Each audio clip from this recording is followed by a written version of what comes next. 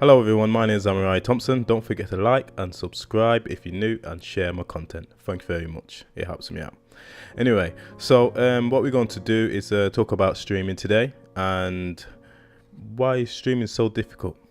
So as you guys know that I do a lot of streaming. Streaming, helps your channel grow. I'll be honest, if I wasn't streaming beforehand, I'd probably still be like 100 subscribers, but it's helped me out, and I've made a lot of friends, and I've had a really good time, like, because before, you probably hear it a lot of times, I was just making videos like everybody else does, and just being in an environment where you can just sit down with a bunch of people. I know they're not physically there, but like you literally just so chilling out together playing a video game, and it's just for general fun. But sometimes it can be hard as well, especially if you're doing it just to grow your channel or something like that. But that's when it gets out of hand. You see, when these gamers sit down for hours upon hours and hours playing games, it don't really seem like there's much to it, and it doesn't seem like they're doing anything at all. It looks like just having fun. But some people just do it just to grow the channel, which is nothing wrong with that. Just go ahead and do it. If it helps, it helps. Do whatever you can to reach your audience. But sometimes it can be hard. For example, you can end up with a bit of a stiff back and a flat bottom, and as well as that, you can be tired and mentally tired. That's why a lot of people drink a lot of energy drinks and stuff like that when they're gaming and stuff. But especially if you're doing it for a long time, it does really take the energy out of you, and it does kind of get stressful at times. It can be very stressful and hard on the back as well. So what I generally try to do is that I try to help the streaming community as well. Float around the internet and look out for other streamers who are live, and pretty much I find the same streamers always at the top of the list all the time. Doesn't matter what they're really go on, because obviously they're streaming all the time, which is unfair, because there's other people who's streaming every day. Only because they haven't got a high view count, it doesn't mean you should keep them at the bottom forever. YouTube's pretty unfair. YouTube needs to mix up the system and swap the top streamers and the lower streamers about, on purpose, cycle it around. But obviously there's a problem with YouTube, and it's the same I've noticed with the home pages as well. I don't know what's going on there. But if you're generally just passing by on a live stream or something like that, go subscribe to the channel. It means a lot to them, especially if it's a small streamer. That's like a big difference. If it's one of these huge popular streamers who have got hundreds of thousands viewers and stuff like that, it don't matter to them. They don't care about you. I'll be honest, they don't care. You could send money to them so you get your message heard. They don't care. I mean, I've been watching some streams, and some people just got really bad attitudes, and then they get a donation, and they really got a negative attitude towards it and just brush it off the shoulder, which is very disappointing. But if you manage to see any streamers, small time streamers, just support them and give them a like and subscribe to the channel, and just be nice, give back to the community.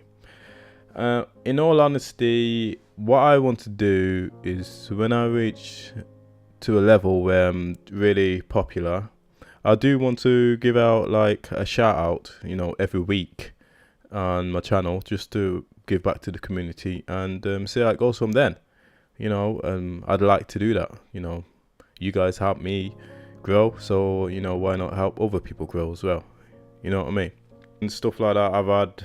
I've been tired a lot. I've even been eating my dinner while I'm streaming, and I've had backache and stuff sometimes, and I just got a notification on my phone. And sometimes, like, when you stream that much, all you want to do is go to bed. And sometimes streaming actually puts you off games. Like, you buy new games and stuff like that, thinking, oh yeah, everyone's into this, nothing happens sometimes. So if you're going out buying new games at the time, it doesn't mean you're going to be seen all of a sudden, even though the game's being promoted everywhere, all around advertisement. When you're a streamer, you're pretty much working on YouTube like it's a daily job, and you're on there constantly all the time. I've done a lot of streaming. I've put a lot of hours in, and it's like the comparison between the hours I've put in and the rewards I've got back have been very micro, just very micro indeed. It's probably about 1% or 2% I've received back from YouTube. It's very unfair. Well, it's just YouTube for you, isn't it?